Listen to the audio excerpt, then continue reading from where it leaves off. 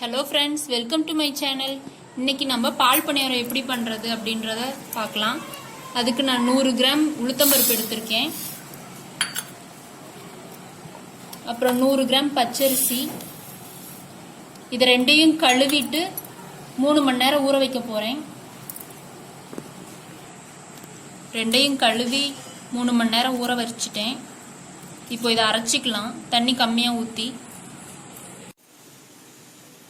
அரிசியும் உளுந்தையும் நான் 1 ஸ்பூன் கல்லுப்பு சேர்த்து நான் அரைச்சிட்டேன். பாருங்கள், கொஞ்சமாக தண்ணி ஊற்றி இந்த பதத்துக்கு அரைச்சிட்டேன். இப்போ தேங்காய் பால் ரெடி பண்ணிக்கலாம். தேங்காய் பால் வந்துட்டு நான் ஃபஸ்ட்டு பால் செகண்ட் பால்னு 2 அரைச்சி எடுத்திருக்கேன். ஒரு ஃபுல் தேங்காவை இதுக்காக நான் யூஸ் பண்ணியிருக்கேன். இது இதில் ஊற்றிக்கலாம்.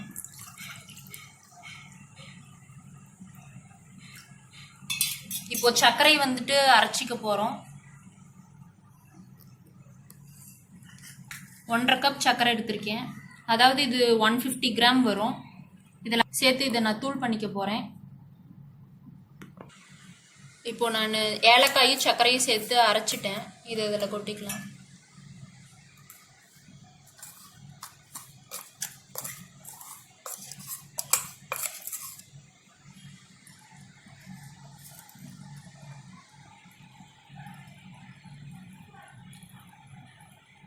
இப்போ மாவை எண்ணெயில் போட்டு டீப் ஃப்ரை பண்ணி இதில் போட போகிறோம். இப்போ வானலில் எண்ணெய் ஊற்றியாச்சு, காஞ்சிடுச்சு. இப்போ மாவை வந்துட்டு கையிலேயே கொஞ்சம் கொஞ்சமாக எடுத்து போட போகிறோம்.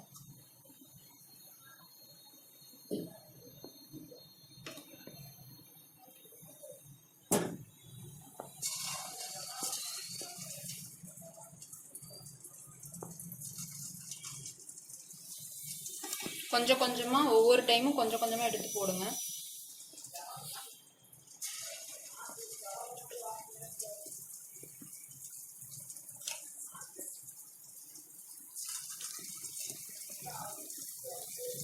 அப்பதான் ஷேப் நல்லா வரும்.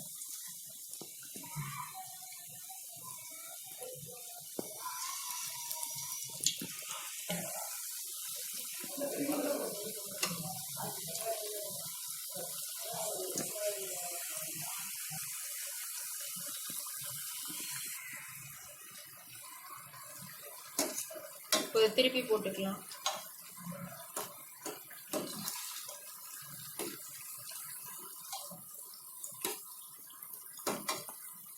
லைட்டா கோல்டன் ப்ரௌன் கலர்ல வரணும் 2 சைடும்.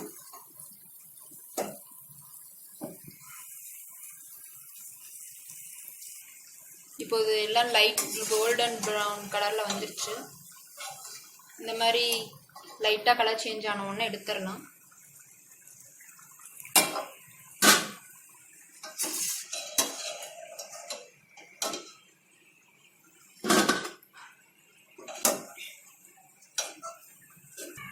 இப்போ நம்ம பொரிச்சு எடுத்ததை இதில் சேர்த்துடலாம்.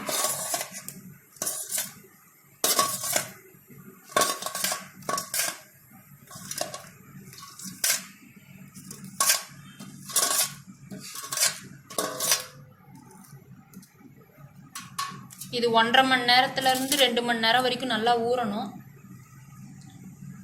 அப்போ தான் தேங்காய் பால்லாம் உள்ற இறங்கி நல்லா ஊறி டேஸ்ட்டாக இருக்கும். ஃப்ரெண்ட்ஸ், இப்போ பால் பணியாரம் சூப்பராக ரெடி ஆயிடுச்சு.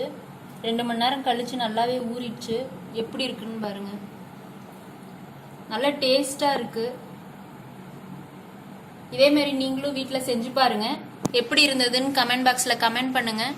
லைக் பண்ணுங்கள், ஷேர் பண்ணுங்கள், அப்புறம் சப்ஸ்கிரைப் பண்ண மறந்துடாதீங்க. தேங்க்யூ.